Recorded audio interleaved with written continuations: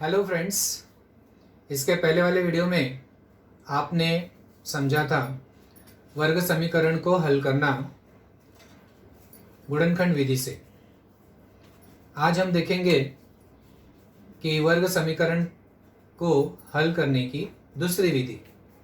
उस दूसरी विधि का नाम है पूर्ण वर्ग विधि, solving the quadratic equation by completing the square method. तो आइए शुरू करते हैं। पूर्ण वर्ग विधि को समझने के लिए हम 3 उदाहरण लेंगे।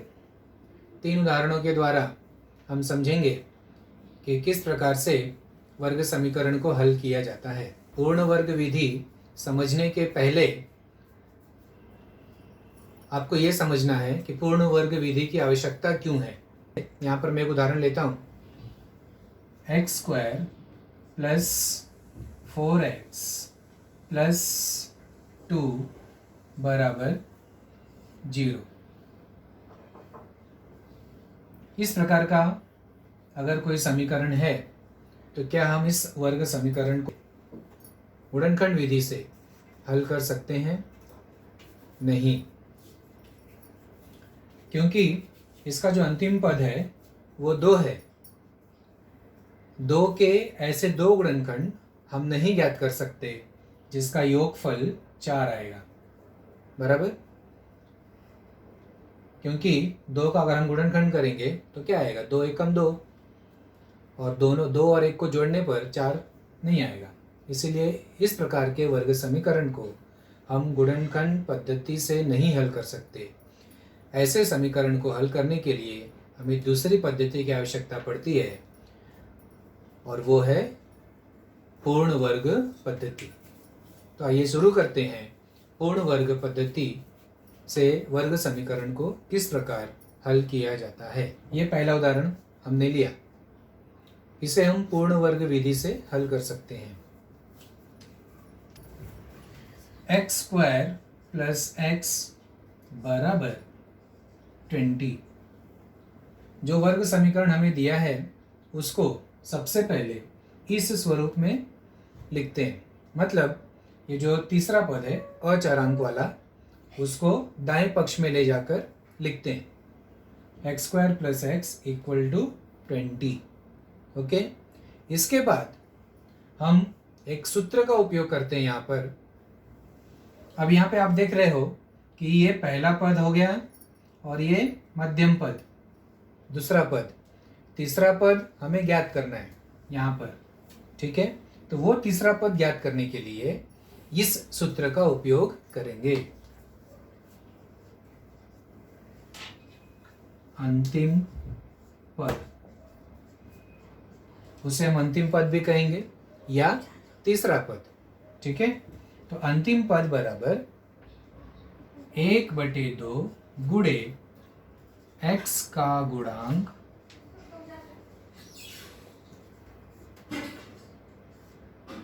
The whole square. इस सूत्र का उपयोग करते हैं। अंतिम पद बराबर 1/2 गुणे x का गुणांक द होल स्क्वायर बराबर 1/2 गुणे x का गुणांक। अब ये जो x है वो कहां पर है? यहाँ ये x है, इसका गुणांक क्या है? 1। तो हम यहां पर लिखेंगे 1। x का गुणांक 1 है और ये कोष्टक का वर्ग बराबर 1/2 गुणे 1।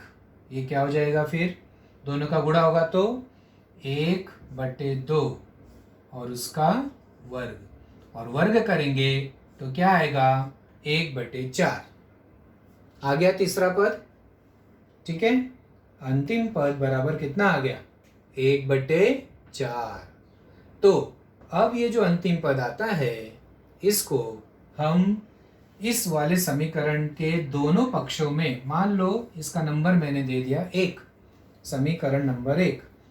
तो ये जो अंतिम पद आता है उसको हम ऐसे लिखेंगे 1/4 समीकरण एक के दोनों पक्षों में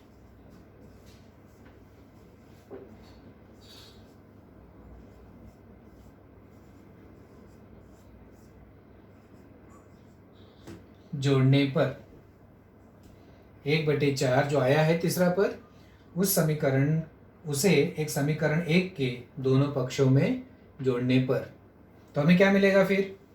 ये बायां पक्ष है x² प्लस x प्लस क्या जोड़ना है हमें? 1/4 बराबर दूसरे पक्ष में क्या है? 20, वहां पर भी क्या जोड़ना है? 1/4। ओके, दोनों पक्षों में हमने अंतिम पद को जोड़ दिया। इसके बाद इसको हल करेंगे हम। अब ये देखो, ये जो अंतिम पद हमने जोड़ा है, ये जोड़ने के बाद बायां पक्ष पूर्ण वर्ग बन जाता है। ठीक है, पूर्ण वर्ग बन जाता है। किसका पूर्ण वर्ग बन गया? उसको ऐसे लिखते हैं। पहला पद कौन सा है? x², तो उसका हम लोग लिखेंगे x। मध्यम पद का चिन्ह क्या है? प्लस, तो यहां पर हम चिन्ह लगाएंगे प्लस। 1/4 है, किसका वर्ग है ये? 1/2 का, तो यहां पर हम लिखेंगे 1/2 और ये पूरे का वर्ग। ठीक है, तो ये पूर्ण वर्ग है किसका? x प्लस 1/2 का। अगर हम इसका स्क्वायर ज्ञात करेंगे तो यही आएगा। ओके, आगे है बराबर। बराबर इसको हल करेंगे, तिर्यक गुणा करेंगे। 20 चौक 80 प्लस 1 मतलब 81/4। ठीक है, 20 × 4 प्लस 1, तो ये आ जाएगा 81/4। इसका लसा भी लो या तिर्यक गुणा करो। फिर x प्लस 1/2 का वर्ग, ये भी वर्ग है। ये किसका वर्ग है? 9/2 का। ठीक है, इधर भी वर्ग आ गया, इधर भी वर्ग आ गया। दोनों पक्षों में जब वर्ग आ गया तो वर्गमूल लेंगे। दोनों पक्षों का वर्गमूल लेने पर, दोनों पक्षों का वर्गमूल लेने पर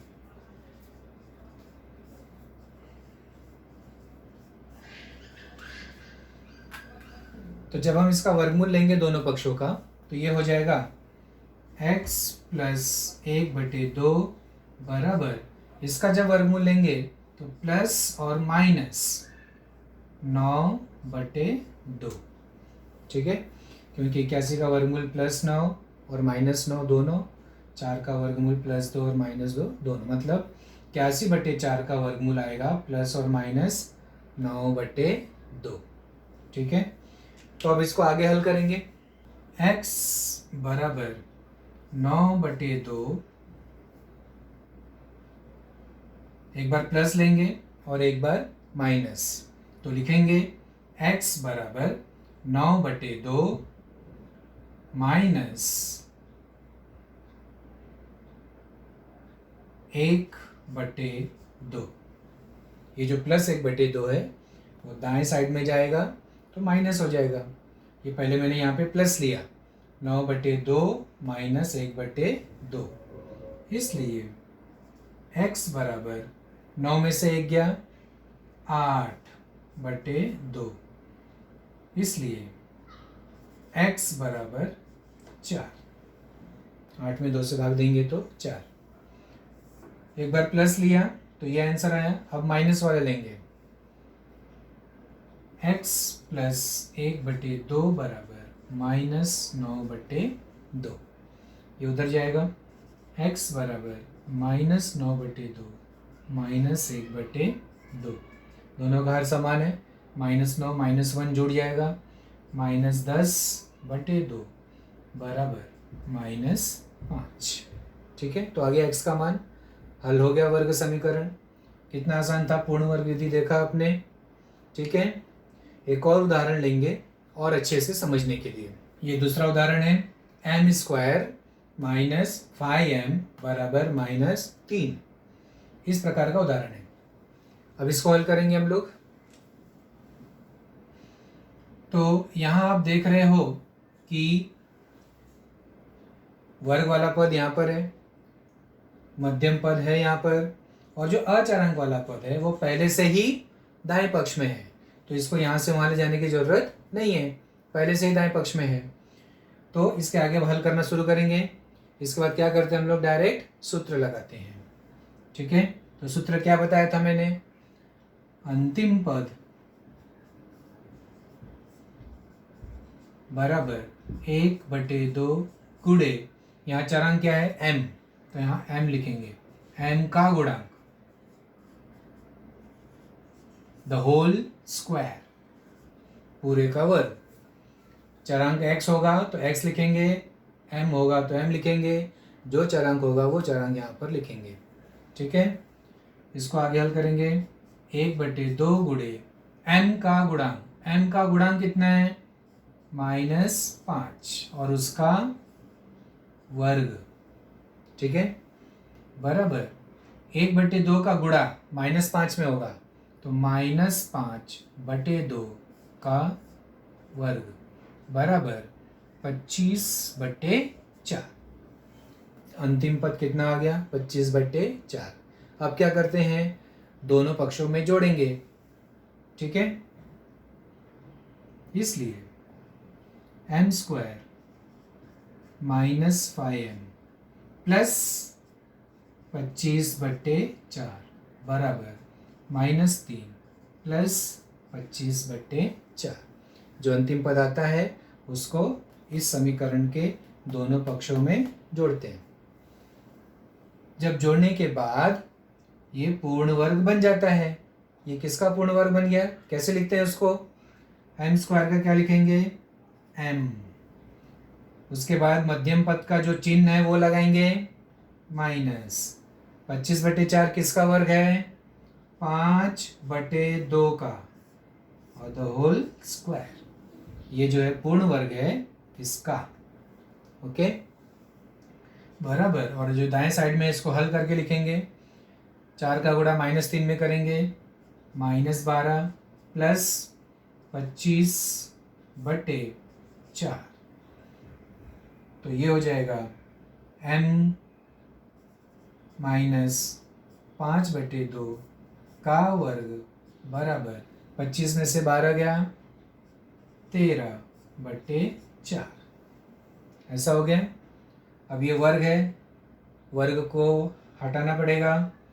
ठीक है, वर्ग हटाने के लिए दोनों पक्षों का वर्गमूल लेंगे। हमारे पास इस प्रकार का है m -5/2 का वर्ग बराबर 13/4। दोनों पक्षों का वर्गमूल लेना है। m -5/2 वर्ग निकल जाएगा बराबर इसका 13 का वर्गमूल करनी में 13/4 का वर्गमूल 2 प्लस और माइनस, वर्गमूल लेंगे तो दोनों चिन्ह आएगा प्लस और माइनस। इसलिए m बराबर प्लस और माइनस करनी में 13/2, ये माइनस उधर जाएगा, प्लस 5/2। ओके, इसलिए m बराबर, एक बार प्लस लेंगे और एक बार माइनस, तो पहले प्लस लेते हैं, करनी में 13/2 प्लस 5/2। इसलिए m बराबर, ये क्या हो जाएगा फिर, करनी में 13 प्लस 5/2, दोनों का समान है तो ये दोनों ऊपर जुड़ जाएगा। करनी में 13 प्लस 5/2 आ गया m का मान, तो एक बार प्लस लिया तो ये मान आया। अब दूसरा माइनस लेंगे तो उसको यहाँ पर ऐसे लिखते हैं, या m बराबर माइनस करनी में 13/2 प्लस 5/2।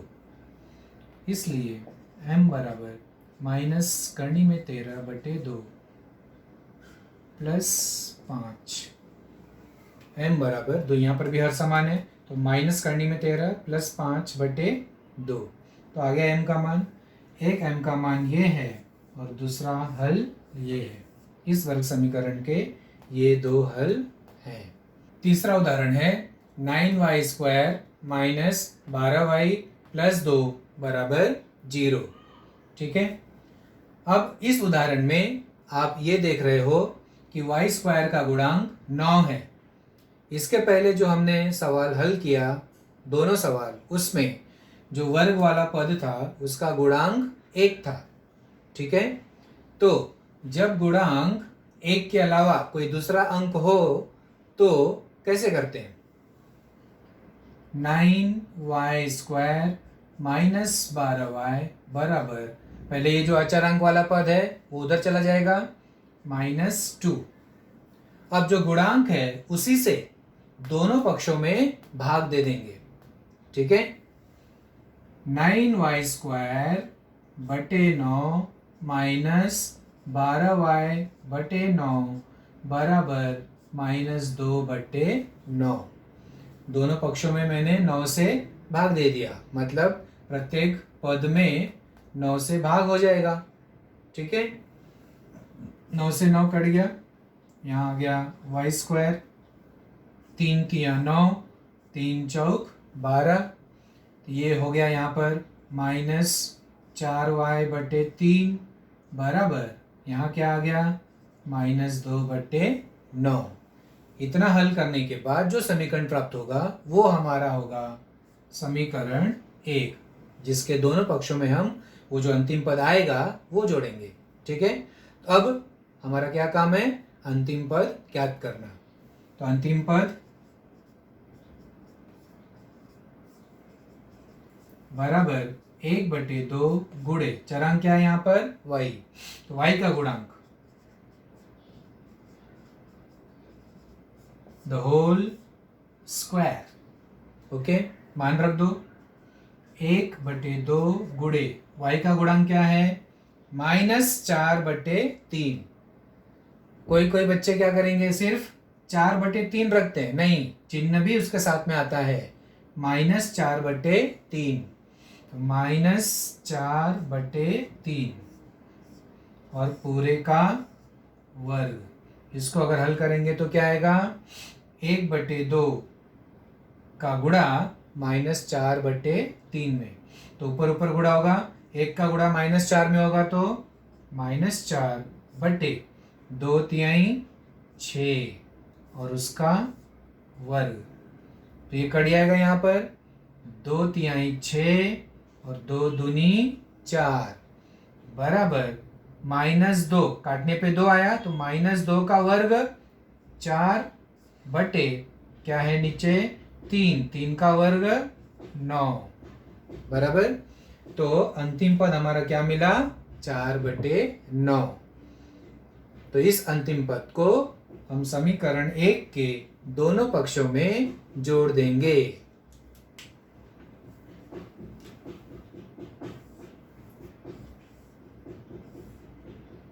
ये हमारा समीकरण नंबर 1 है। इसके दोनों पक्षों में हम 4/9 जोड़ेंगे। y² माइनस 4y/3 प्लस 4/9 बराबर -2/9 प्लस 4/9। अंतिम पद जोड़ने के बाद हमें पूर्ण वर्ग प्राप्त हो जाता है। उसको कैसे लिखेंगे? y² है तो y, मध्यम पद का चिन्ह क्या है? -4/9 किसका वर्ग है? 2/3 पूरे का वर्ग बराबर, दोनों का हर समान है, -2 धन 4 कितना हो जाएगा? 2/9। ठीक है, वर्गमूल लेंगे, y -2/3 बराबर प्लस माइनस करनी में 2/3। ठीक है, दोनों पक्षों का वर्गमूल लिया तो यहाँ से वर्ग निकल गया और 2 का वर्गमूल करनी में 2, बटे 9 का वर्गमूल 3 प्लस और माइनस दोनों, ठीक है।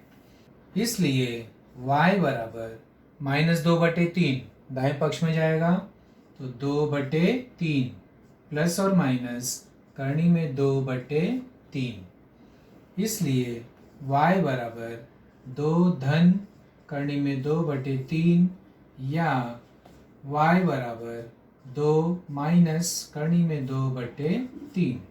ये इसका हो गया हल, बराबर। एक बार हमने प्लस लिया और एक बार माइनस। इस प्रकार से पूर्ण वर्ग विधि से हल करते हैं। आप लोगों की टेक्स्ट बुक में एक अलग तरह का उदाहरण दिया है, अलग तरीके से उसको हल किया है, ठीक है। या तो आप टेक्स्ट बुक में जो तरीका दिया है उस विधि से हल कर सकते हो या इस विधि से हल कर सकते हो, ठीक है। धन्यवाद।